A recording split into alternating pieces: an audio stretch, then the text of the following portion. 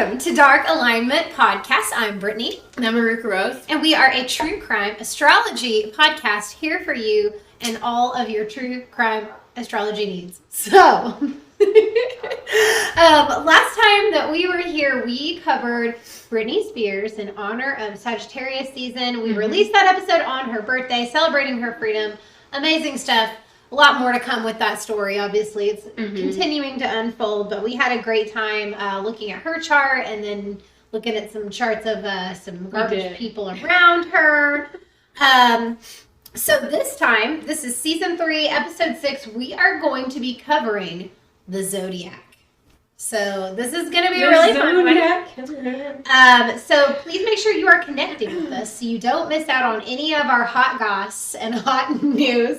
So you can like us, you can follow us on social media, you can follow the podcast. We're at Dark Alignment on pretty much every platform. You can get on our Patreon and get exclusive behind the scenes like everyone over on this other camera is getting. Yes, they got to see our behind the scenes. There are 3 tiers to our Patreon, but all of the tiers include live streaming every single episode. So that is fun. So please like, follow, subscribe if you're on YouTube. And then if you're on like Apple Podcasts, rate and review. Like reviews are huge. It really helps people find the podcast. It boosts us up in the ranking.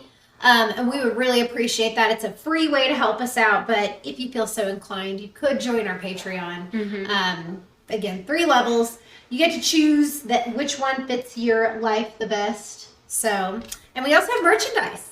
We do. We have custom candles by Anastasia Blue Alchemy.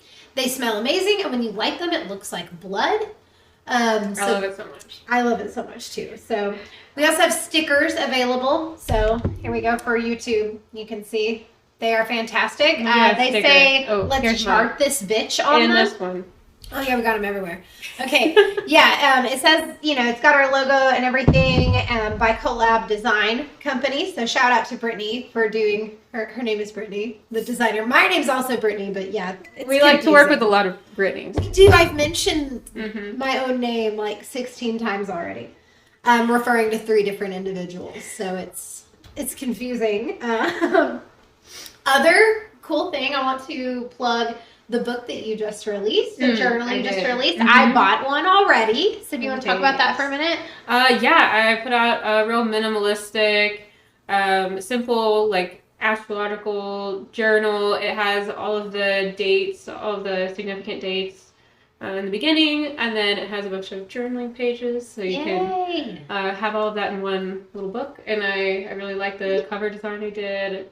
I'm excited. I haven't gotten my copy yet, so I'm like anxious, but I'm excited. I'm super excited to get my copy. It should be here on Monday in a couple of days, so I have to wait a little bit. I'm excited though.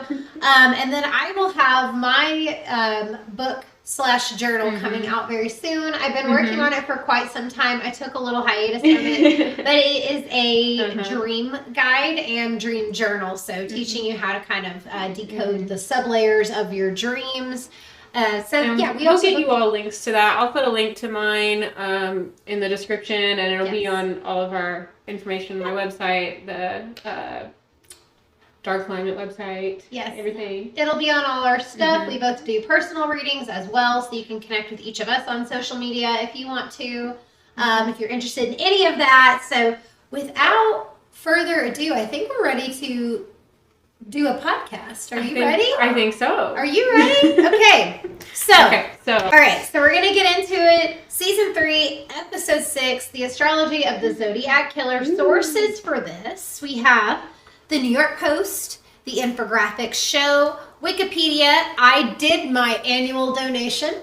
Finally, I was late. I'm very proud of myself for getting it done. There's no excuse not to. I did it. But what if I can't think of anything.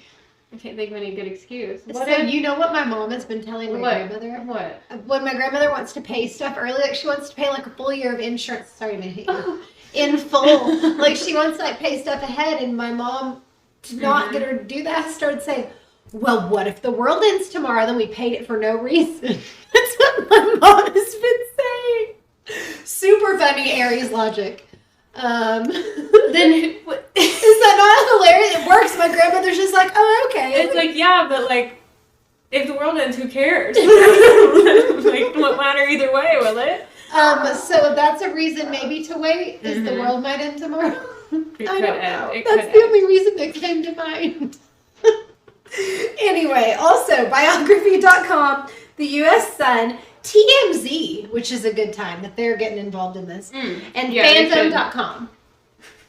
So, I have the birth info in here, but it looks like you've already got the chart. Oh, I got them. Okay. I got them. So I'm going to talk about the basic rundown of this case. This is an interesting one. It's still unsolved-ish. So we wanted to cover it anyway because, like, a couple months ago, back in October, we all heard the big news that this case had been solved. Everybody got excited. It was all the memes, and we saw all the things, and it was like, a big to-do that the Zodiac had been identified.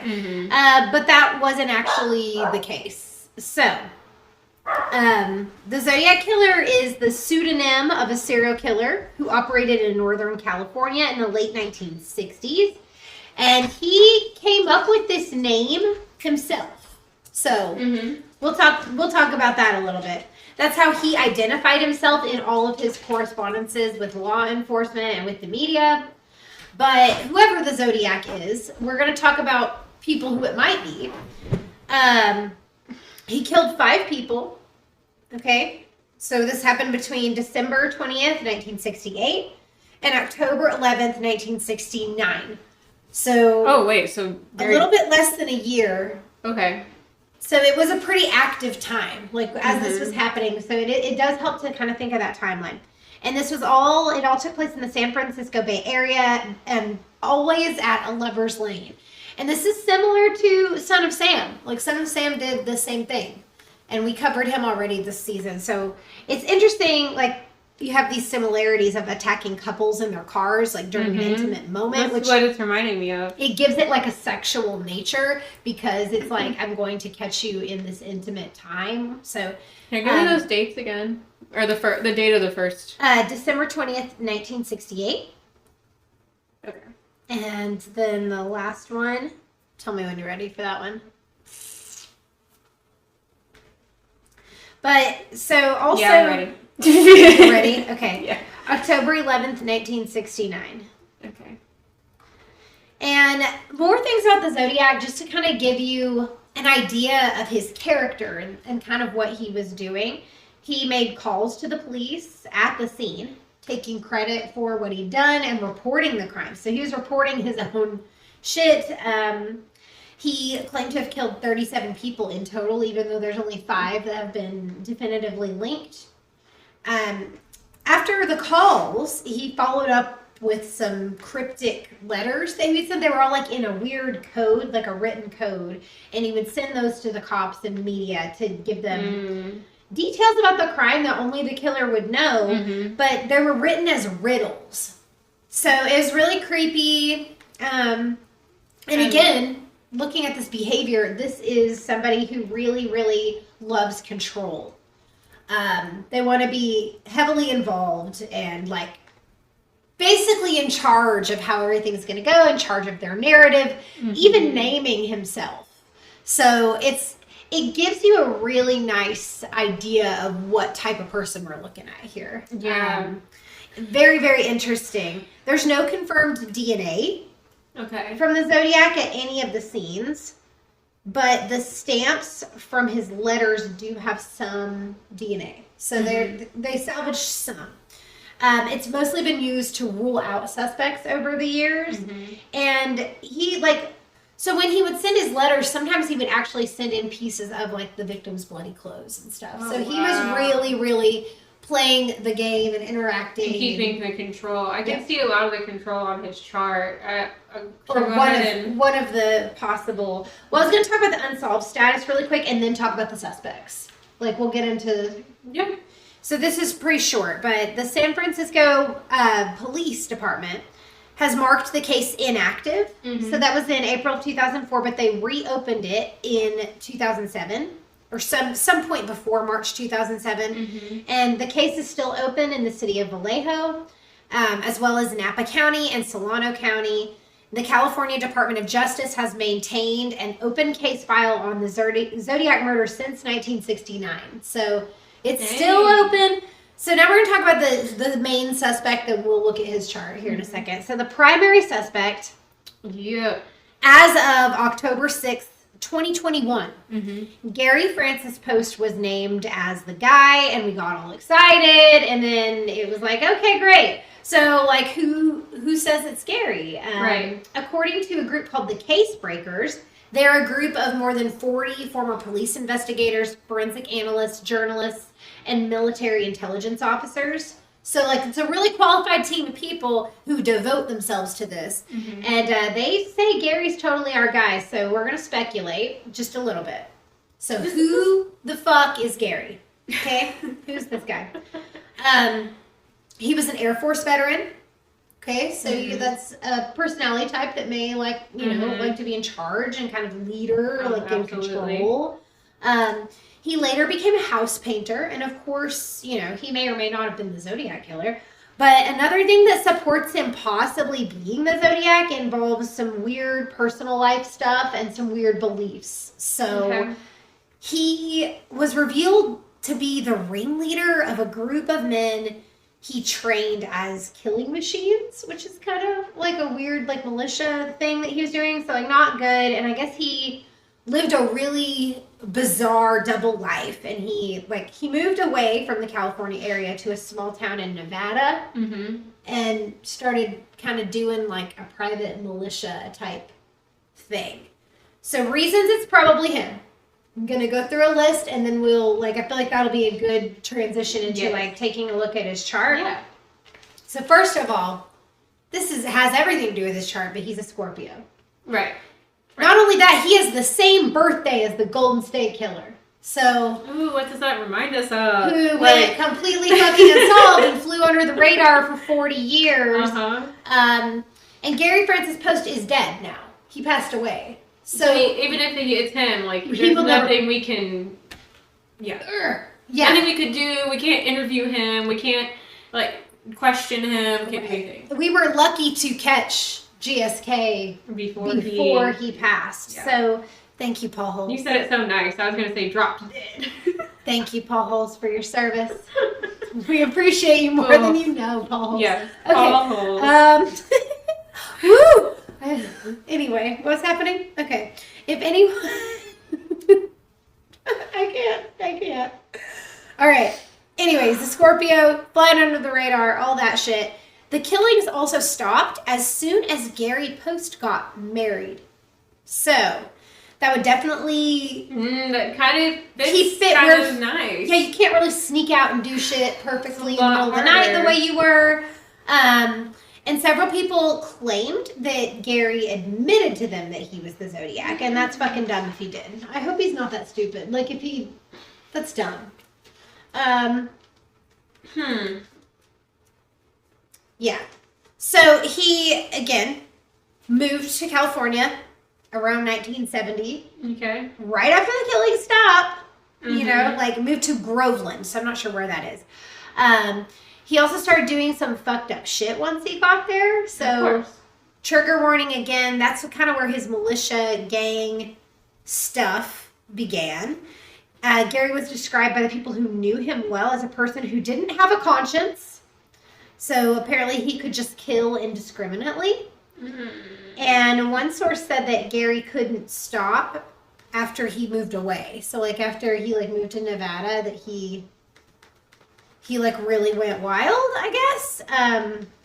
He had to kill even small animals just to, make himself feel better, according to people who knew him. Which is just terrifying and weird. And then this source says that they know this guy killed several people. So I'm not really sure, how deep this goes or, how reliable this source is. But, yeah, witnesses say that he had vendettas against people, and then he would hunt them down. So yeah, and then again, people have asked him over the years, are you the Zodiac? And he would kind of shrug it off, I don't know about this guy. Okay, Oh, this is a fun fact about Gary Post. Apparently, he was a really good house painter, and he once painted Clint Eastwood's mother's home. Attention to detail. That's really interesting. So some investigators believe that he's the Zodiac because he's physically similar to the composite sketch of the killer. So in this sketch, it featured forehead scars, and anagrams sent to the police revealed his name, apparently. So like in his coded letters, I guess they somehow decoded it and have Gary Francis Post somehow in the letter. I don't know how to decode stuff. And also, another thing, apparently before he passed away, he started giving away some of his weapons to people. So it seemed like he was trying to kind of like scatter them around and like... Interesting. Yeah, to kind of make it where they weren't... It was harder to... easily connected to him. I don't know if they were murder weapons. I just thought that was interesting. And it's now being investigated and looked into by forensic labs. So... Have you ever thought of working in a forensic lab? Because you work in a lab currently. I think I thought about it for a minute, but I don't know if I would have to get like another kind of certification or degree to do that. Oh yeah. Or not. Huh. Maybe not. I don't know. It'd be interesting. That'd be really cool. I don't know how many there are around here. Yeah. I mean, it would probably be at the capital. I'd have to move. Yep. You'd have to move. Not worth it. But there is a really strong chance that our modern technology can somehow figure this out, and they can somehow tie things in, that they, you know, that is, again, how GSK was caught. So modern technology brought him down. This seems to be the only way to take down a Scorpio. That's the only way. Yeah, you need the DNA. You need, like, the underlying little small things you have to investigate. Really challenging things to investigate to catch them. So these are just basically his personal demeanor, his background, his history, his level of violence, the confirmed, I'm saying that with air quotes, killings that he committed in this militia group or whatever, and just how violent in nature he was and how aggressive he was. It would be surprising to me, though, for him to kill so hands off. That would be the kind of thing that, I don't know, like, but I don't know. It seems like he's going to be like, you know, the action. Yeah, I don't know, but he also loves guns and loves ammunition. And he's got these buddies that are killing machines, right? Yeah, he's training them to be a killing machine like him. So it is making me wonder, maybe too, if part of it is like just the fun of using his guns and like control. I don't know. And like what his training is in. Like, let's see what is on his chart. Like, because we don't know anything at all about this guy. We have very little information on his like childhood background. We know he got married. We know it coincides with dates of the ending of the killings. What do we see on the chart? So his chart, we have him at November 8th, 1937, California, around San Francisco. There is no time. There's no time for any charts. Any charts today. There's none. But we have a good bit of information. We have, I also pulled their life path numbers just for fun today. Oh, nice. So he's a life path 3.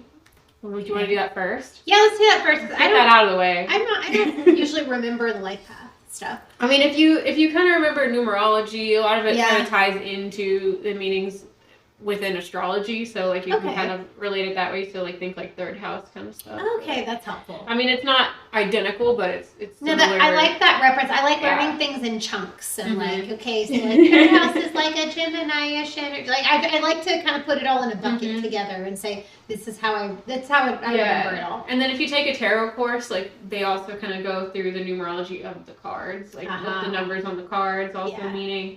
So 3, like you kind of have like this creation energy because you have like one thing and another thing come together to make a third thing. Like you and me came together to make a podcast. Ooh. What is it? The birds and the bees. If one person and another person love each other very much, they can come together and make a little person. Whoa. See, like 3. Yes. 3. Okay. So creation. a little bit. So they can be, more in the flow of like creating things, creative, social, kind of like more social, generally kind of like social light type of joy of life, just enjoying conversation, enjoying like playing the game like socially. Okay, that makes sense for being in like a militia and like a group setting, like wanting that little community. And also like kind of making things into this like witty little game, like feels very. We're gonna turn you on the killing machines. It's a great. I'm gonna create this kind of witty little game. I thought that was so weird, with this like this weird enthusiasm under it. Like I also have the enthusiasm on my notes for Life Path 3, communicator, speaker, like. More, planner, like a lot of that kind of energy. So, kind of thinking ahead, always thinking about the next thing. Yeah. All of that. So I kind of see how this could fit for him. I do too, and it's like he's enthusiastic with that Scorpio undertones. He's like enthusiastic about darker themes of life. Yes. So I'm sure and death. I would wonder if he had like a dark sense of humor too, like. Probably so. Because he also he has the sun in Scorpio, he has Mercury in Scorpio, and Juno in Scorpio. And they're all pretty close together, squaring off to Ceres in Aquarius. Which I feel like Ceres square Sun and Mercury would be kind of difficult. Especially like having the asteroid of like foundation for love, self-love, in conflict with yourself and your mind. Like that feels very challenging. But his moon is in Capricorn along with Mars, Jupiter, Pallas, and Pholus. So when we were talking about wanting that control, having all of this conjunct in Capricorn, it's a lot of that, like needing more control, needing, wanting to take action to have the control and expand it. Like anything where Jupiter is expansion. A lot of the moon, a lot of the nature of the moon is to want to find like an emotional comfort, like a sense of security in something. So having this in Capricorn, like wanting to feel like you have something established, wanting to feel like you have, this like foundation, wanting to have control, like success, power, kind of thing, like but power in a way that it's like you've reached your goal, like you're reaching some big grand like goal. To feel emotionally satisfied and secure. You built this whole thing up for yourself to feel good about it. Like he's built his whole mission of people to. I feel like that fits. I do too. Like when we look at just the very few things we know about him, it like for certain, it does feel like. And I mean, even that doesn't even feel certain. I guess it feels so crazy and far-fetched that this guy would have, like, people he's training to kill. But I guess it's kind of like a mafia style, but, like, a weird Nevada mafia. But it's so... I just can see it. And having, like, the precision and, like, the... Like, making all of these, like goals and steps within... Like, having Mars... I'm looking at the Mars placement, and like Jupiter on it is making it more extreme, and Capricorn Mars just having this rigidity in the way you take action. Like I can see him being like the trainer of like this group, and like and I could see him not wanting to let go of that later, because it's such a strong, your Mars placement is such a strong part of who you are. And you need some kind of outlet for that fire energy, that all of these placements, by the way, are square to his Venus in Libra, and some of them are also square to Vesta in Libra. So again, this like conflict, it makes all of these placements in Capricorn in conflict with like his heart space and like his values and stuff. So I could see why, I'm going to keep this kind of secretive. Not only because I'm a Scorpio and I have the ability to, but, and it's in my nature, but it was more natural to keep things, kind of under the surface. But having it not line up with like your heart space and your values, I kind of see how if he got married, like it would be a conflict between that and the marriage, and maybe you would try to find some other outlet, or like I could see it as keeping it hidden. Also, I wonder like what kind of damage all of that training and stuff like did to his heart space and to how he views the world and what he wants in the world. I see there's just a really, really difficult conflict there. I think you have a Mars square Venus on your chart, don't you? Do I? I think I do, actually. That masculine and feminine. Yes. Now that you mention it, I do. Mm-hmm. Yeah. Yeah. Do you have any thoughts on it?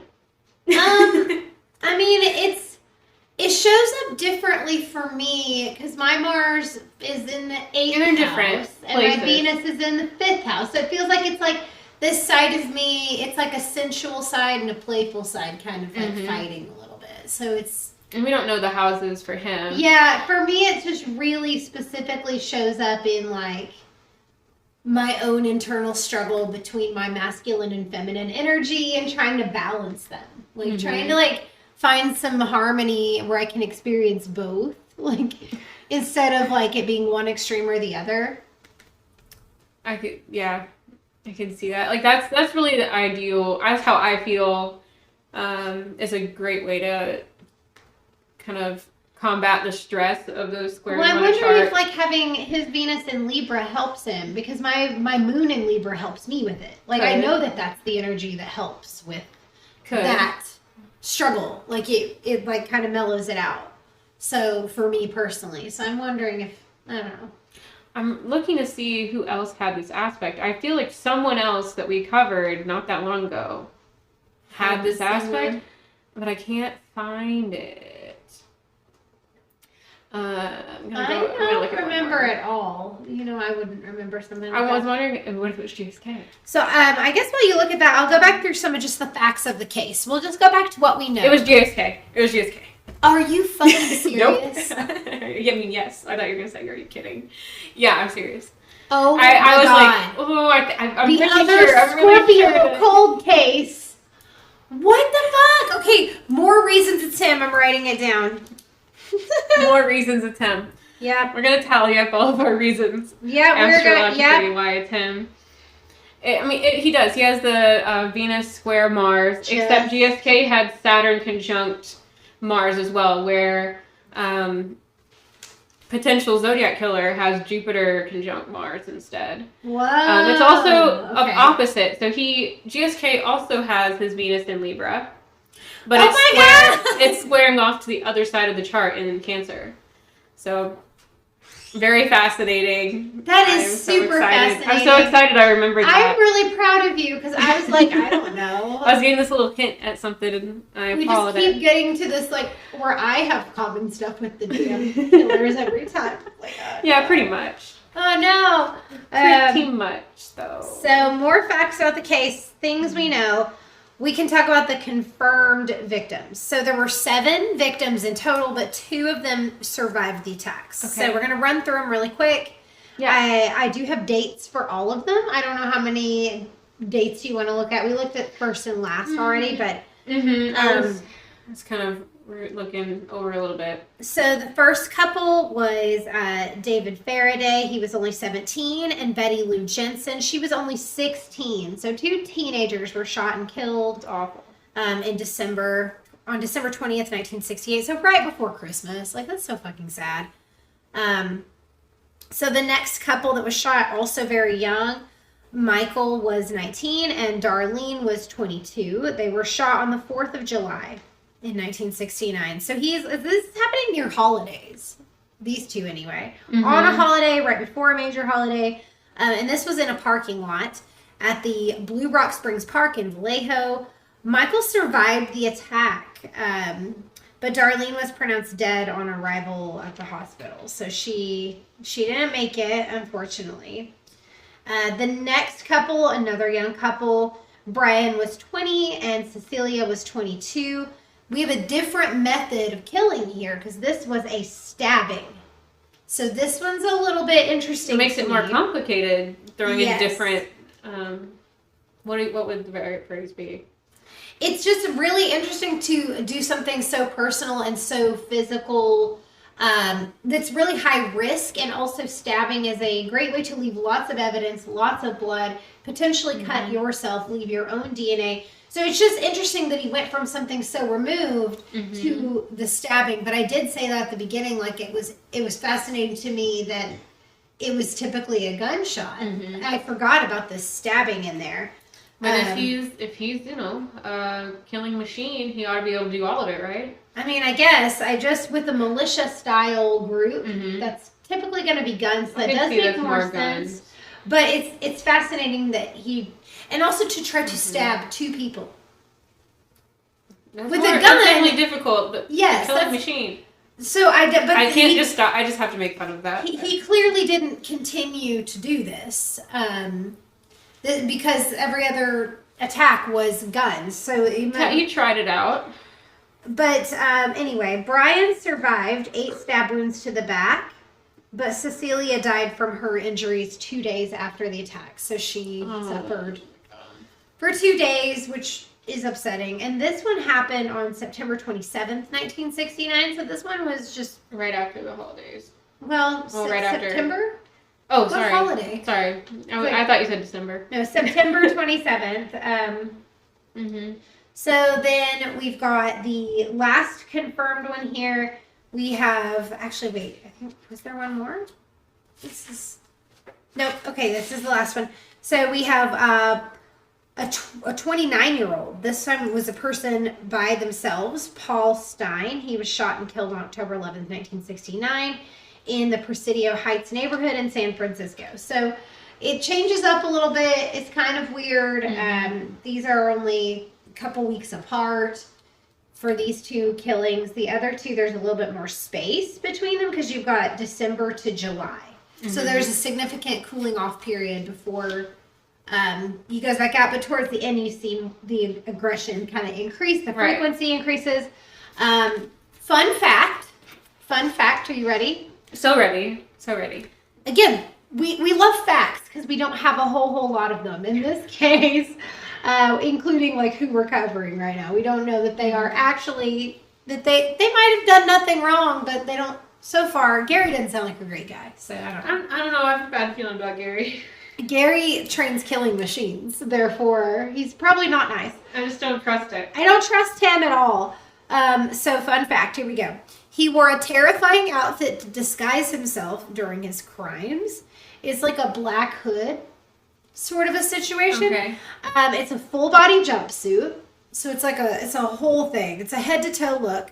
And it has the Zodiac symbol on his chest. So the Zodiac symbol, I'm going to draw like a villain? Like a super villain? Yeah, like a weird super villain. Oh, he almost kind of looks like a Ghostbuster a little bit to me.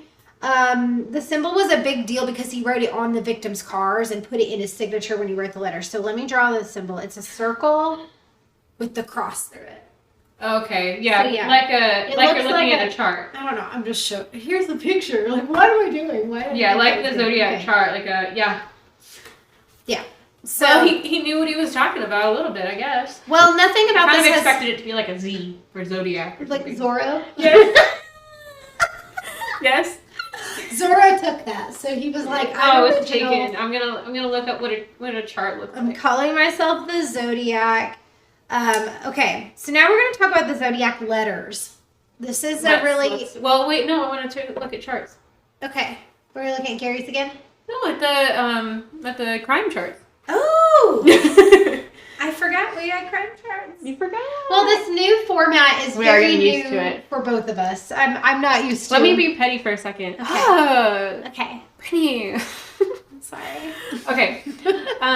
So when you pull up the chart for his crimes beginning, is what I put it at, like 12/20/68, right? Yeah. Yes. Yes. He had a lunar return. Gary did. Yes, Okay. Gary did. This is if it's Gary. If it's Gary. It was about to be a new moon in Capricorn with Mercury right there as well. So he was having the moon come up to his moon and that whole conjunction and squaring off to Venus and like where's Mars is and like all of that action spot on his chart. That getting lit up by the moon where all your feelings are coming up to the surface. And if he was already struggling with all of this, really makes it difficult. He'd already gone through his Saturn return, but he has Saturn at the end of Pisces. But Saturn was still in Aries, which I could kind of see just setting the foundation for more like action, like quick action type of feelings from him, especially since it was conjunct Vesta, which is, he has squares with up to Capricorn, and the Saturn and Vesta placements are square to the action spot up in Capricorn, also creating conflict emotionally there. So it was like this huge like square coming up on his chart right around this time. Okay. And then it was highlighted by the moon. Chiron had moved over his Saturn, which I feel is a very difficult feeling, especially for Saturn in Pisces retrograde. I always kind of feel for people with this placement, like not in like a pity way, but like I feel like it's gotta be challenging because and I've talked to people with this placement where they talk about how like they feel like they can't get their footing in life because they're in like, you know, this expansive water sign where, you know, Capricorn wants to like build a castle and build structure and foundation and like build an empire. You can't really do that in this like wishy-washy, watery, artsy, flowy space very easily. It's always kind of changing and evolving and moving. And then retrograde makes it even harder because Saturn's not really working like, you know, people say like the way it should. It's a lot more like introspective. It's very like more flowy too. So it makes it where you kind of have to just like I've heard people talk about how they just kind of like go from one thing to another, going with the flow. And that kind of seems like how his life path was a little bit. Yeah, but when you said like they can't quite find their footing, they're just kind of falling into the next thing. Whatever falls in their lap, wherever they just kind of end up. Yeah. If they are leaning into that energy. That feels like the best case scenario too. Like just leaning into it and just going with it. Right. But it still feels challenging. So yeah. Also for him, that's kind of his life path as well. There's some similar placements to me as well. He's a Scorpio sun with Sagittarius North Node. And when you have a Sagittarius North Node, you're kind of moving into this place of like going with the flow and taking life as an adventure and like just going on this journey and getting excited about stuff and just going with it. So I think that also that would fit with this crime. And right over his North Node at the time was Palace, where you had to, it's like time to make a decision. It's like time to make a call, like on your life path. Like decide to go for it. Apparently so. And then over his Lilith placement was Juno, where he's really committed to sticking up for himself and empowering himself. You know, there can be some aggression coming out of there. Definitely aggression. He had a lot of aggression. Whether or not he was actually the Zodiac, this guy was really aggressive. According to everyone who knew him, so. I forgot to mention over in Aries, the like transit North Node was in Aries as well. So everyone at that time would have been feeling more like Aries warrior vibes. And to top it off, I can't believe I didn't say this when I mentioned the square stuff. Mars was conjunct his Venus in Libra, adding to that major square. So he had Mars square Mars at the time where he started doing these crimes.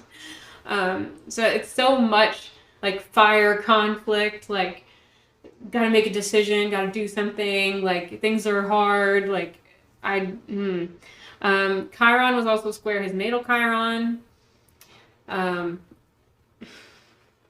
so much on this chart, Like, it's really interesting to look at. If you guys want to hop on our Patreon and get access to the charts, like, you need to see this one. That's great. There's so much here. The South Node would have been in Libra, where his Venus and the Mars square is. Like, oh my gosh, there's so much. And then if you go through to the end of the last crime that you mentioned, the 1969 date. Like the final one, is that what we're... Mm-hmm. I want to say it's October 11th, 1969. Let me confirm. I'm pretty sure that is correct. That's what I put in. Yeah, October 11th, 1969. I was going off purely memory, which is unreliable as fuck. So he was having his Mars return by the time that this happened. So, like, Mars had gone, like, all the way over to his natal Mars, which I want to say, let's see. Yeah, it just went straight through to that part of the chart. So it moved from Libra, from one side of the square over to the other side of that same square. Okay. It's moving around. Square dancing. It's called square dancing. It's the technical term. That one got you. I can't say it. If you're just listening, I just can't. She's totally done with me. I like it too much. I really like it too much. Oh, that makes me happy. Okay. Anyway. The planets are square dancing. They're square dancing and very poorly. They're talentless is what they are. I know how to square dance, by the way. I've done it. Can you please do a demonstration for Patreon later? Later, yeah. Patreon, she's gonna do it. I'll teach you some moves. Oh my god, dancing moves. I also did line dancing. I am and great like at all line this dancing. Stuff. You can Why haven't we been line dancing? I'm upset that we... It's like line dancing, but you need 4 people and you're doing all the same stuff in a square. Yeah, but the two of us can be... We could have been line dancing this entire time, is what you're telling me. I'm really upset. So, I'm gonna... The next time there's a pole showcase. February 12th. Can we... Well, maybe not that one, but maybe not. We're going to do a line dance performance? Yes. I think we would come up with a fake performance to show the owner of the studio. And do it. And then when we actually go to perform on the night of, we just do a line dance. We'll go to all the trouble of learning real choreography just to get the opportunity to line dance. Or we put it in the song, like in the middle of the song, where we just have a line dance moment. And then we have a line dance breakdown. And this is excellent. And then it goes back. Okay, I'm down. I love that we're coming up with all these ideas. I'm really excited about it. We got a little bit distracted by line dancing. Hey, they get to see our personality. The square dancing. They get the opportunity. They get the privilege. The privilege. That's the word I was looking for. It's also an opportunity. So you weren't wrong. Okay. Okay. Here we go. So on this chart. October 11th, 1969, the final killing. And you know what? We also have to think in the context, perhaps he was a man in love about to walk down the aisle and get married and move. So if we're thinking about that as like his last hurrah. So let's kind of... And because he got married in 1970. Do you know what month? Let me see. Of when they moved. Communications. 1970. I can't. Nope. I don't have the date. Okay. Well. Yeah. I have some guesses, but that's okay. Okay. So during this time, Juno had moved into Capricorn, where we know is just like a hot spot for him on his chart. Mars had moved into Capricorn, giving him this really nice kind of square dance effect. That's exactly it. Ceres had moved over his Mars placement, taking part in all of that nonsense. And it's going to be interesting if we, with only like a month later, he has the Ceres return, where Ceres moves into Aquarius. And we see like he has a Pallas return. He has Juno come over around to Ceres area again. Also, we have Jupiter come into Scorpio near his Juno, and all of this really feels like marriagey. Okay. He also has Mars come over to his Saturn, so I just feel like he's having a change of pace for sure right there. And that's moving into 1970, where we know he did get married. But back to October, part of the square dance, we have Jupiter, the Moon, and the Sun conjunct Vesta and Venus, squaring off to the Mars Capricorn hotspot. Also very fascinating that this was on a new moon at all. With new moon conjunct Jupiter. Like it does feel like this big last hurrah moment. And it was because so he would have had he did have Jupiter and the moon transit square his Jupiter and moon on a new moon. Okay. Like the moon energy. It's so much like emotion and expansion and like opportunity seeking as well, but like this aggression energy, the issues that he has, obviously, or maybe not obviously, we don't know for sure he did this. I'm just getting carried away. Allegedly, that's the word I should use. Is the word we like. I mean, he's dead. He's not gonna come for us. But... Well, not in this realm. Oh, anyway. That's an important. I should do a reading on how I don't know. I'd have to be really careful doing it, but like how the victims and like killers, maybe just the killers that have passed away, feel about our episode. Oh, well, Wouldn't that be interesting to do? What if they're hypercritical? I don't know if I want that feedback. Well, then I just end it. Okay, I'll be like, hey, bye. Okay, perfect. Tell them to leave. The North Node also this time had moved into Pisces over his Saturn, and the South Node had moved into Virgo over his Neptune with transit Venus and Pluto. So it does feel like, again, like this last hurrah type thing. Before everything shifts in his life. Lilith was also coming around to conjunct his Pluto, which we can see a change in the way he empowers himself. It would have been close to, coming up on a Lilith trine, maybe by the time he got married. But, these are really fascinating. Again, hop on the Patreon to get access to all of our charts. Okay, I need to ask you about the next. I'm feeling conflicted on which section to go to next with the charts integrated in there. It changes how I would normally do my structure, my flow. So I'm going to be extra flowy this evening and kind of see what you're feeling. This is a challenge for us in our charts, okay? To be flowy, just respect. Yeah, this is fun and different for us to kind of do this. It felt a lot easier to do it with the Britney Spears episode. This one is a little bit, because this is such a weird case. So there's so much that we don't know.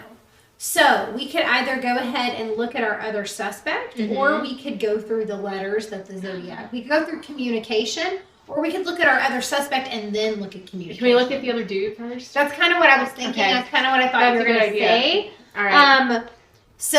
Okay. We've looked at Gary. We've got suspect number 1. We've gone over a lot of reasons why he's probably the suspect. We've looked at his chart. So now, reasons it might not be Gary. He might not be the guy. There is someone else who's been highly suspected of the Zodiac killings. According to police, Arthur Lee Allen is the most likely suspect. So this guy is the only person to ever be officially named by the police, so that counts for something. They had enough evidence to publicly name him. And this guy is red flag central for me. So he's a former elementary school teacher. He's a convicted sex offender. He died in 1992. So he's definitely a piece of shit for being a sex offender. But we're not sure if he's the Zodiac. And again, we can say the same thing about Gary. Like, based on what people have said, this dude was an asshole, very violent, not a kind man. And then here we have a fucking predator. So we have 2 pieces of shit which one is the shittiest by being the Zodiac. This is what we're doing. If you are in Northwest Arkansas and looking for affordably priced photography and videography services, then you should definitely reach out to Nice NWA. Yes, you should. With photo sessions starting at $100, now is a great time to update your company's headshots, get graduation photos, new family pictures, and more. Looking for video work instead? Yes, videos start at just $300 and are a great way to boost your marketing engagement online with current customers and potential new customers. It's also a great way to create highlight reels of your next event or just to tell your story in an exciting and creative way. Nice is not just locally owned and operated, but is also a certified minority and veteran-owned business that started right here in Northwest Arkansas in 2017. So, go check them out on Facebook or on Instagram at NiceNWA or by visiting their website at nicenwa.com. Okay, so birth info, December 18th, 1933. So he is a Sagittarius. He was born in Honolulu, Hawaii. I have all of that. All right, so we got all his birth info. We know vaguely a little bit about him. We also know that he died on August 26th, 1982 in Vallejo, California. He was only 58 years old, and he died of a heart attack in his home. So that's kind of interesting. He was apparently cleared through DNA, fingerprints, palm prints, and handwriting. But I don't know. Something tells me we still need to look at him. Yeah. He's supposedly been cleared, but I don't know. I don't know. We really know nothing. Do you know? No, so we're going to speculate instead. That's what we do when we don't know. We're going to fucking speculate. I don't know jack shit. But here's a specific thing that the Zodiac did once, and it seems like it could be Arthur Lee Allen. So, this is October 14th, 1969, 5 days after the final murder. Okay? Okay. The Chronicle, this is a news publication, received another letter from the Zodiac, and this time it contained a piece of a victim's shirt tail as proof that he was the killer. Also wrote a threat about killing school children on a bus. So, okay. To do this, Zodiac wrote, I'll just shoot out the front tire and then pick off the kiddies as they come bouncing out. So this would be dark as fuck of a teacher to say. This teacher's also a sex offender, so he chose a career path that would support his offending. He definitely could have written something like that. Mm-hmm. So it also fits the bill when it comes to risk factors. So we do know a little bit more about his younger life too. Mm-hmm. As a child, he had an interest in killing animals, torturing bugs. Again, so did Gary Post, had a history of killing animals. And just being violent in nature. Mm-hmm. Early violence like this is a really bad sign in both cases. He went to high school, so that's like kind of normal. He graduated with an Associate of Arts degree. He was dishonorably discharged from the Navy, so they're both in the military. They both have a military background. So we may see some themes of control, authoritarian style in there. He lost his job as an elementary school teacher for violently molesting school children. Sorry, I should have said trigger warning before that, but fucking piece of shit. In 1974, he was arrested for molesting children. He served a sentence at the state hospital. So he was actually like in a facility locked up until 1977. He was still pretty well regarded by people who knew him, though, which is weird. That people like described him as like kind of being a nice guy, and I don't like that at all. But he was also described as being fixated on young children and angry at women. So gross. The first attack of the Zodiac was on December 20th, which is 2 days after his birthday. So we see these significant things. Let me fix that. Yeah, we see these very significant events going on for both of them. We could argue it really both ways, but it's, okay, so now we're going to get into evidence against Allen. Okay, do you want to do that before it looks good? Yes, because it's a small section, and then it's more about Gary. That's fine. And then we can look at letters. So, yeah, I don't have a lot about him, but direct evidence. In 1991, one of the surviving victims identified Allen as the man who shot him in a police lineup. But again, So eyewitness accounts, the way our brain works, the way we encode memories, it is not reliable. Our brains are not a tape recorder. They're not a video camera. Two people can experience the same thing and they both may recall something different. Also, when you are in a heightened state or a state of trauma, you're in fight or flight mode, you are in a different type of state. You are not encoding memories in the same way you would if you were calm and relaxed. So I'm not trying to discount anything a victim, reports, but that is a huge flaw for lineups, photo lineups, eyewitness accounts, anything like that. So just wanted to point that out really quickly. But another surviving victim identified his voice and his physical appearance as being similar to the Zodiac. So kind of corroborating it a little bit more. Circumstantial evidence, he lived near the scenes of several of the crimes. He took his only sick day of the year on November 1st, 1966, and that was the day after one of his killings. The Vallejo Police Department seized a typewriter from him with with elite type is what it's called. So this was the brand of typewriter used to write the letters. So interesting. Here we go. This is the other one where the Zodiac itself is not related to astrology whatsoever. If this is true. So he received a Zodiac watch from his mother for Christmas in 1967. So his brother says this. A watch could also look like that symbol. Yes, I was going to say that earlier, but didn't want to do a spoiler. Yeah. You were on to something else. I'm glad you let me. Yeah, I let you arrive at both of those. Yes. So he supposedly received the watch, in 1969. And it's interesting, that Zodiac just doesn't mean what we would expect it to mean here. I think it was he thought it sounded cool, maybe. Maybe. He's like, this sounds great. Arthur is like, sounds really fucking cool. Zodiac, huh? Like, I want to be that. Like, okay. So yeah, he may have just seen the word on his watch. The Zodiac is frequently theorized as having military ties. Again, both suspects have that. So it's not like super definitive or anything there. Yeah. Let me see if there's any other notes I've got. Oh, yes. Okay, so, oh God. Arthur Lee Allen also was known to keep dead animals in the freezer. And that's a weird, just fun fact. He wore size 10.5 shoes, and that was what the size was presumed at the scene. So that's some more like circumstantial evidence. This one is great. We have pictures of the letters to look at here when we get to that point later on. But his sister-in-law saw some typos in the published Zodiac Letters, and she made a really strong connection. So I guess I put this, maybe her bro-in-law was consistently stupid. Because she said he commonly used the shortened phrase trigger mech in place of trigger mechanism.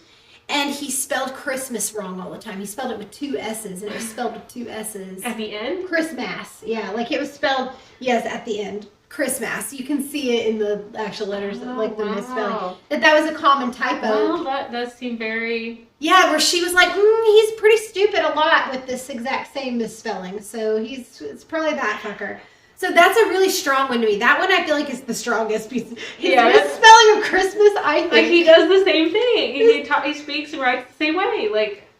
So props to his sister-in-law for being like, that son of a bitch is so stupid. Like, this has got to be him. There's a lot more stuff I could list, but these were like the best ones. But the fingerprints and the handwriting were not a match. Arthur Lee Allen did not wear glasses like the suspect in the composite sketches, so we don't know if he's the guy. The other thing is he's ambidextrous, so he can use both hands and maybe disguise his handwriting. Yeah. Or like have a different variation where it doesn't match. So that's something to think about. So let's look at Arthur Lee Allen, and then we're going to go back and forth all over my notes. All right. So Arthur. Okay. December 18th, 1933, Honolulu. Life path 1. Okay. So if we look over at life path 1, think leadership, pioneering, administering, administrating. Okay. Strong identity, courageous. Can also have this like downside of being like more selfish, like focused on attainment. But that can also be good, like make you like an entrepreneur. Yeah, it can make you very successful if you're focused on like the goal. Success at any cost mindset.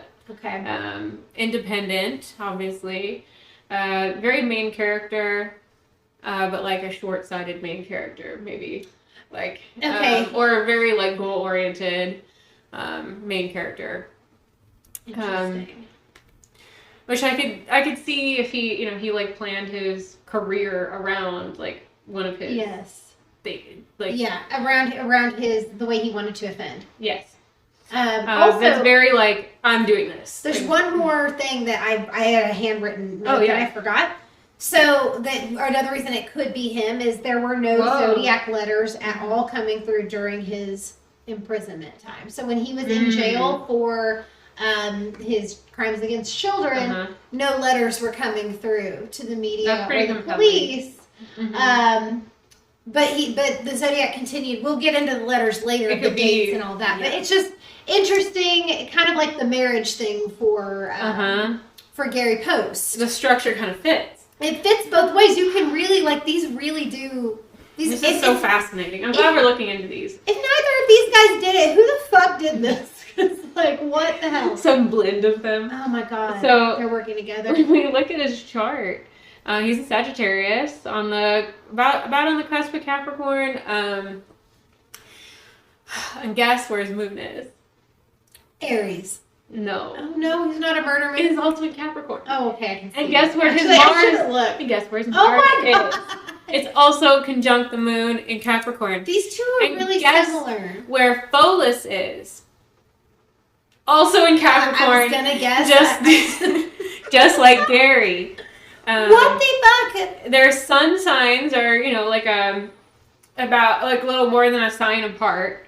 Maybe like 45 degrees apart, but their moons are like in the same spot, and they're Mars and Pholus. So there's a lot of that's kind of where I was like, I immediately see like that rigidity in action energy, like the like I'm gonna condition myself to be a warrior and fighter and all of that, like but in like a military standardized type way.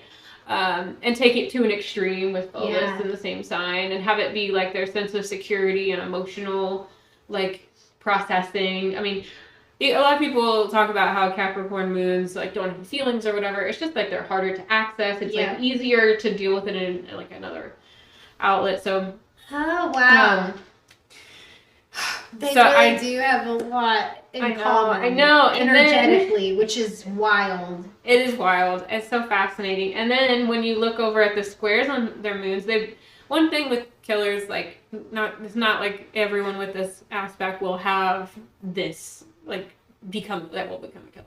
Oh, right. But a common killer aspect is like a debilitated moon and Mars, and like where your feelings are involved in your passion and like the way you take action on things and what you really actively pursue and how you go about fighting for things and fighting in general, aggression, all of that. Like having like a lot of stress on those placements will make this more likely to be like a killer. So having such strong squares on both of their charts, like in such a similar way, is so interesting. It almost makes me think, like, did the investigators pull their charts, like, and find similar, like... What if they had an astrologer on their team? That'd be insane. I would love that. Like the crime busters or whatever it was. Like, another date that this similar they looked at the dates and the transits. Wouldn't that be crazy? It would be so crazy. You could be a forensic astrologist. Oh my god. Can that be a job?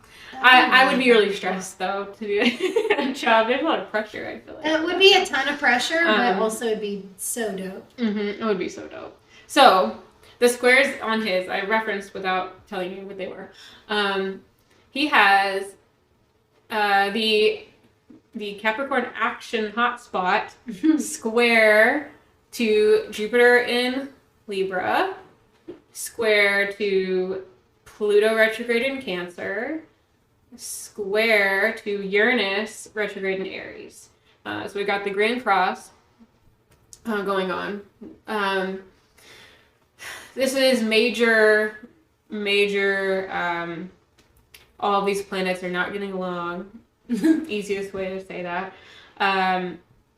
When you have the moon square Uranus, I feel like someone else had this kind of aspect too, but I'm not going to remember it like I did the other one. That was so crazy with the GSK. Well, let me look at the GSK chart now that Maybe it is him. I don't think so. So similar to what we're looking at, like energetically right now. No, it's not. But I feel like someone else did have a similar thing. But yeah, the moon and Mars square Uranus make all of this like stress kind of really extra spontaneous and unpredictable and like seizing the moment type of thing. I could see how this would be more like, I'm gonna put myself in a situation where I have the opportunity to offend, it's a little bit more random, I assume, in the school, like whenever he had the chance to get a kid or, something like that. Gross. And then the square to Jupiter, it's almost hard for me to part of me is resisting feeling into this chart a little bit. Because he's so fucking gross. Yeah. Because he's such a disgusting creep that you can't even look at his chart. Because he's such a... I have kids, so it's just...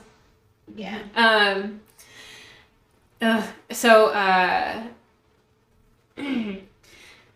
Mars opposite Pluto and the moon opposite Pluto. We see a lot of this like issues with like his intensity, his like the way that he's gonna he has this next to Lilith, so it's kind of, and in Cancer, so I feel like this is very manipulative, like, it can come off really caring, but it's too, like, straight. I feel like a lot of this really just speaks to, like, the offending at the school. Yeah, just, like, kind of rusing kids in, and, like... It's like, it feels like the classic, like, creep in the van. Yeah. But he's, like, earning their trust and building trust as an authority figure. Mm-hmm. And then, like, using that, literally chose a career path that would allow him to have access to his target victims. It's just, and to have easy access and to be in a position of authority. So he's a really gross person. Mm-hmm. And like that, what you're saying, it feels almost like a grooming aspect to it as well. Yes. Where it is coming off of like, here, you can trust me. I'm your buddy. I'm your pal. Mm-hmm. And then getting his victims into a vulnerable state so that he can offend. Right. So it's really... This kind of placement is going to emotionally manipulate. Yeah. That's so gross. We also have a little bit of that with the with his Aquarius placements. He has the North Node and there's Pallas here, but North Node, Saturn, and Venus are all conjunct in Aquarius, and this can kind of make his heart space more like disciplined in a way. Like he's gonna plan out what he wants. He's calculated about it. Yeah, pretty. It's kind of a more calculating type placement, like especially with the way everything else lays out on his chart. There's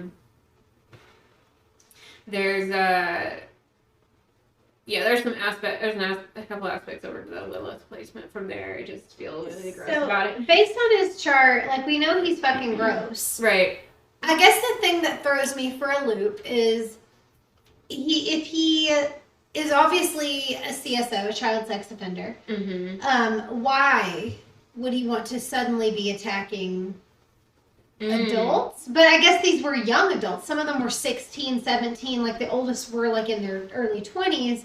So I'm wondering, I don't know. Why the shift? Yeah. Because that makes me curious too. Like he has enough similar placements to Gary where I really could see it from Gary. Yeah. Gary's chart.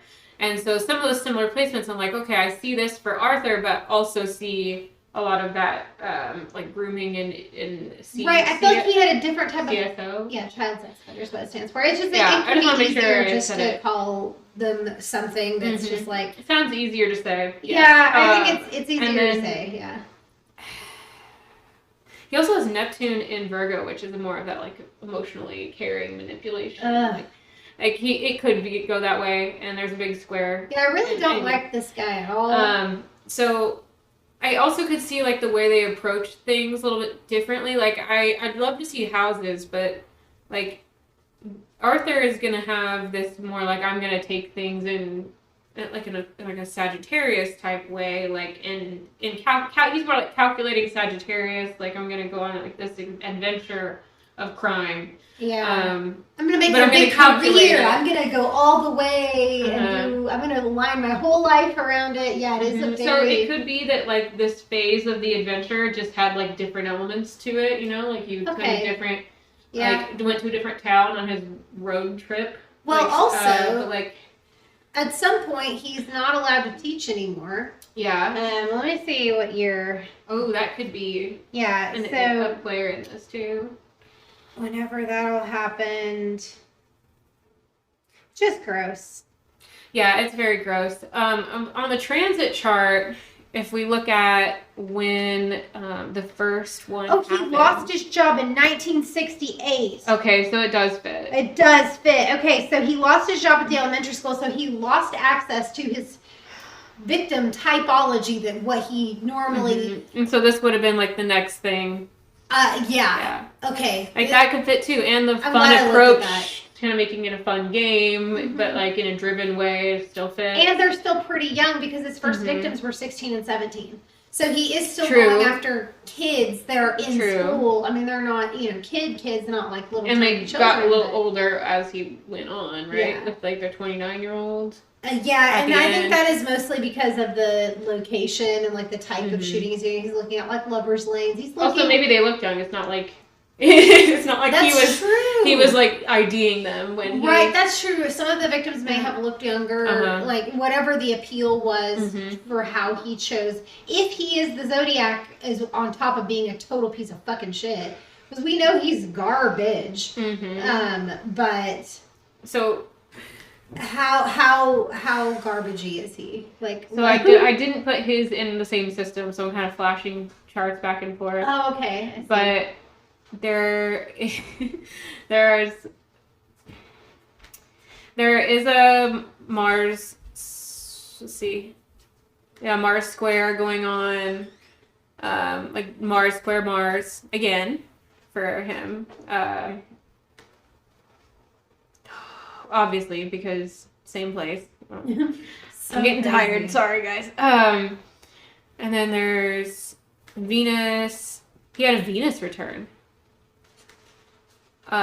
Venus conjunct natal Venus, conjunct natal Saturn and North Node. Pholus was also moving in through Aquarius, so I see all of those effects being exaggerated. Let's see.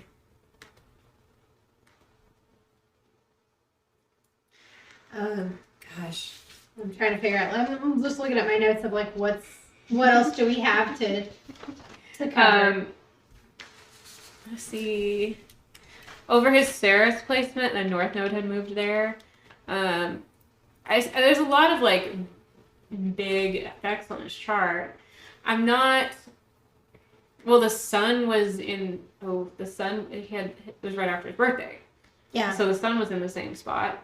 The moon was in the same spot for him too, because it was in the same spot for Gary. They are just so similar. Like I don't want to repeat myself, but like there are a lot of. Jupiter was in his natal sign of Jupiter. Mars was in his Jupiter sign, all over in Libra. So another return happening. And this one would have been pretty intense because Uranus was conjunct Jupiter on the South Node. And Pluto was pretty close there too. So there's like a lot of intensity. And that would have been...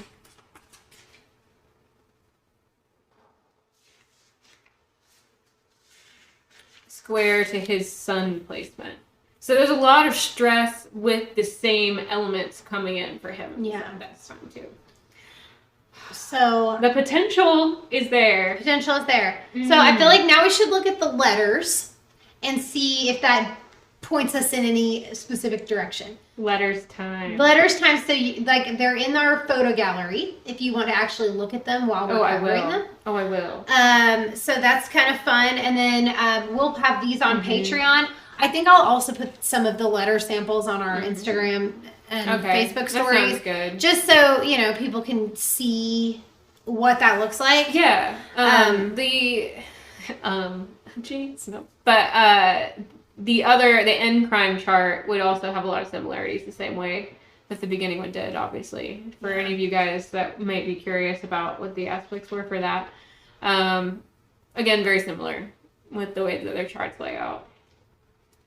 So, Are we ready for letters? Are we ready for letters? Okay. I'm going to pull up the pictures. So the Zodiac Letters, the first ones came through. There were 3 at once, actually. So this is kind of he made it a game. Again, it's like a game, which we saw a lot of that theme. So on August 1st, 1969, 3 letters prepared by the killer were received at the Vallejo Times-Herald, the San Francisco Chronicle, and the San Francisco Examiner that were nearly identical, but they were like a 3-part series, with each publication receiving a piece of the letter. So he didn't give anybody the full letter. He split it up and gave it to 3 publications. Okay. So the writer of these letters claimed to be responsible for the murders that had already happened, because this is in the middle of it. The killings started in December of 1968, and this was August 1969. So this was in the middle of kind of the spree as it's sort of wrapping up. So saying, hey, I did these, I committed these crimes. Each letter also included 1/3 of a 408 symbol cryptogram that the killer claimed contained his identity. Again, that was linked to Gary Post at some point. So it's kind of jumbled around I've skipped around in my notes a lot. So we've talked about some of these things that were introduced here. It's a good time. Bear with me. But with the letters, again, we see the element of control. Anybody who's communicating with the police, anybody who's communicating with the media, they're playing cat and mouse, they're playing a game. This is all about fucking control. Every single time that you see this in any sort of crime. He also makes demands of everybody. He's like bossing them around, telling them what to do. Demanded that all 3 parts of his letters be printed on the front page of each publication, or he would, this is a direct quote, cruise around all weekend killing lone people in the night, then move on to kill again. Until I end up with a dozen people over the weekend. So he's like, hey, if you don't print this how I want, I'm going to kill 12 fucking people. I'm just going to drive around and shoot people. And so 12 could be astrology related or clock related. Holy shit. Oh my, that just blew my mind. Really? Yeah. I thought, oh, she's already gone. No, my brain went to astrology, not to the clock. It would also work for the clock. Fuck. That is, okay, that gave me chills a little bit. Okay. Square dance. I love this. Okay, so a week later, August 7th, 1969, another letter is received at the San Francisco Examiner, and I'm going to read the beginning of it. Okay. Dear editor, this is the Zodiac speaking. So he gave himself the name. Introduction. Yeah, that's the first time that he'd used a name. So the letter was a response to a request made by the chief of police for more details that would prove he was the actual killer. So the cops are like, we don't believe you. We don't know this is you. So in the second letter, the Zodiac included the extra details as requested that had not been released to the public. So there was also a message to the police that when they cracked the code in his letters, they will have me. That's his words. The third letter was weird as fuck. So August 8th, literally the next day, 1969, they did crack the code in the Zodiac's cryptogram, and it was pretty fucked up. It had a misspelled message. Again, he's very not good at typing. Misspelled message where he said he was collecting slaves for his afterlife. Super weird and gross. No name appeared in there from what I understand, but the killer said that he would not give away his identity because it would slow down or stop his slave collection. I don't know. But he did continue to communicate with the authorities for the remainder of 1970. So he wrote letters, greeting cards that he sent to the press. In one letter postmarked April 20th, 1970, the Zodiac wrote, "My name is blank," followed by a 13-character cipher that hasn't been solved to this day. I need to go see it. Isn't that crazy? Not that I think I can solve it. I want to see it. Zodiac sent another greeting card to the Chronicle on April 28th, 1970, and he wrote this on the card. "I hope you enjoy yourselves when I have my blast," followed by, his little symbol, the little circle with the cross in it. And on the back of the card, he threatened to bomb a school bus. A fucking school bus. Arthur, is that you? Arthur? Fucking school bus, unless the newspaper published the full details that he had written. So he also wanted to start seeing people wearing some nice Zodiac. He wrote buttons, but it's misspelled. It's like bootins. I see some other misspellings. Like yeah, it's pretty funny. Rampage, Fry Night. I'm assuming that's Friday night, but it's like FRY night. He really can't spell. So now we're going to get into one of the actual letters that he wrote, word for word, with typos. Are you ready? Yeah. Okay. "I hope you are having lots of fun in trying to catch me. That wasn't me on the TV show, which bringo up a point about me. I am not afraid of the gas chamber. Because is spelled with 2 A's. It's a hot mess. It was Bcase. It looks like Bcase. It will send me to, oh God. It's crazy. The typos are so bad. I can't figure out what this word is. Paradactyl. All the sooner. But the N is an H. Jesus Christ. Because now have enough slaves to werve for me. That's got to be work. Where everyone else has nothing when they reach paradise. Paradise with a C at the end. So they aren't afraid of death. Or they are afraid of death. I am not afraid of death because I know that my new life will be an easy one in paradise death. So his fucking notes are like a rambling, incoherent, hot mess. I was looking at the Christmas with 2 there it S's. is. I want to take. I could almost see it as a semicolon. I doubt it is. Like, it kind of almost looks like he didn't separate the dot. This motherfucker was not using semicolons. I know. He can't when you look at this other S, it kind of looks like that one too. But compared to the S next to it, it doesn't. I mean, he literally it's all bad. He spelled fun FAN. He's not using semicolons. There's no way. He's not using semicolons. There's no way. So that was a good time. Okay, so was it Gary? Let's revisit that again. We've looked at both of them. We don't know, but there's another fucking cryptogram. This is where no one could crack the code for 51 years. So, on December 5th, 2020, it was deciphered by an international team of private citizens, including an American software engineer, an Australian mathematician, and a Belgian programmer. But they didn't tell us anything at all. So, kind of crazy. If it's that difficult, it almost makes you think it's not a real cipher. Right, but they decoded it, and then it wasn't anything valuable. So it didn't have his name, but they worked on it and devoted their whole life to cracking it. I would think maybe he just put some random stuff. In that one he said haha, you think I'd give you my name? Yeah. Kind of he's kind of an asshole about it. Yeah.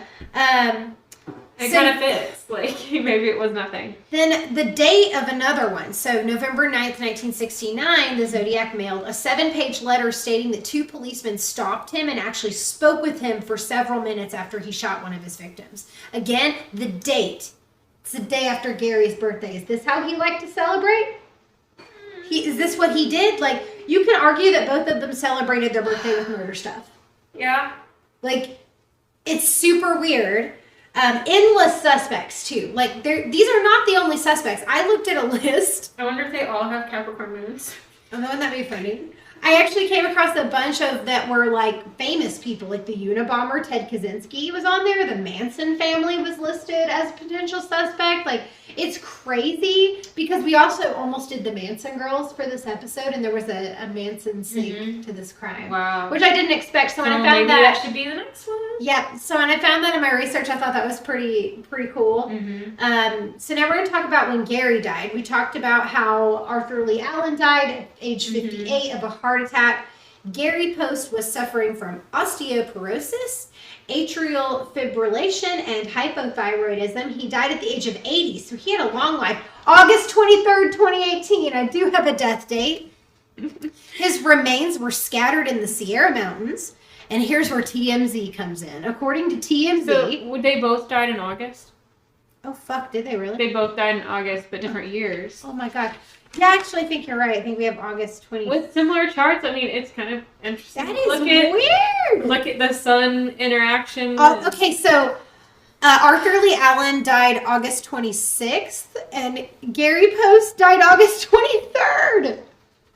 Different years, but that is crazy. They have a lot of What the fuck? And then according to TMZ, Gary Post died from sepsis, septic shock, dysphagia, and vascular dementia. Health issues as well. His death certificate indicates... In Virgo season. Yeah. Oh. Health season. Poor health season. Both of them in the health thing. So his death certificate indicates he was also married, but his wife's identity is a mystery still, so we don't know. Oh, wow. Unsolved as fuck. We got nothing.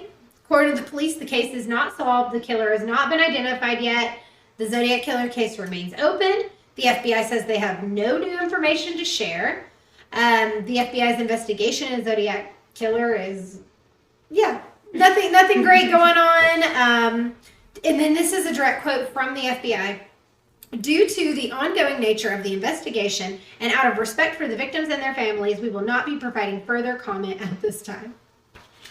Wow. So, we don't know fucking anything, but we do know that both these two individuals who are suspects are extremely similar, died almost the same date. Similar charts all around, similar afflictions on their charts. Like, it's so weird. It's very weird. The parallels between these two individuals, but they did offend very differently. They're both aggressive, both violent. Arthur had some different things mixed in. Some additional things mixed in. For sure. Here's some final thoughts. So are we looking at their death stuff? I'm just kind of looking. I got compelled to pull. I like it. The other death. So we were looking at. I'm not pulling an exact chart, but I wanted to get an idea of kind of like the. What's the energy? Long-term placements around it, because there's when you have like someone pass away, the chart kind of has to allow someone to die, right? To like move on with their life and to end it and to move on to whatever else you believe is after that. But it shows more evidence on how like people with similar charts could die at similar times due to the aspects coming together to allow that to happen in a similar way. Like not that. Yeah, it's just really interesting. So I wanted to look at it. Yeah, this is so see if there's anything else like. I just wrote down Lilith was in Aquarius in both charts. And I'd have to look at those more later. We were going to conclude. But Mars was also on the South Node on both charts. So seeing some similarities is just so cool. It is very, very fascinating. Like just how many things, like how much overlap there is between these two suspects. And again, both are dead. No one has been definitively. Mercury was in Leo in both charts too. Oh wow! All right, let's be done. Nobody's been able to say it's either one of them. And even if we were able to prove it, neither one of them is going to be paying the consequences for their crimes. So I don't ever want to say it doesn't matter, because it does matter, because victims deserve justice, families deserve justice. I hope somehow with modern technology, with all the evidence that is still being investigated, and the fact that this case is still open, and a lot of people are very dedicated to it, similar to GSK, I really hope that somehow this crime can be solved. But thank you guys for coming on this journey with us. This one has been a wild ride of an episode, all about speculation. It's been a lot of fun. We had to cover the Zodiac, though. We're just, even if it's about a fucking watch, we needed to cover it on this podcast. Oh, absolutely. Yeah, this is right up our alley. Yes. So if you loved this story, you enjoy the show, we would love to know about it. Give us a comment, rate, review, subscribe, like, follow, join our Patreon if you want to do something a little bit extra. If you want more content, we do some really fun stuff on there. We've been doing the Astrology of the Senses series. We have done smells. The zodiac signs of smells. We're going to do the zodiac signs of flavors. We're also going to do a special little thing about, do you dress like your rising sign? And or what other parts of your chart. what other part of your chart, like where, like how do you present yourself aesthetically? Because mine being moon sign, I don't know. She's all wrapped up in her Virgo drama about it. Well, but yes, I am. I feel like I made some leeway today. But also, if you shout us out, we love to share the shout outs on our Instagram. Yes. We're working on getting some TikToks out there. Yep, we're doing all the things. So we'd love for you guys to connect with us, follow us, engage with us. If you want to hear about somebody in particular that we haven't covered yet on the show, let us know. We are always looking for suggestions. Have a good time with us. We're so glad that you have spent, I don't know how much time, your evening, day, night, whatever with us. A segment of your day or night. Thanks for joining us to chart some bitches, and I hope that you all continue to chart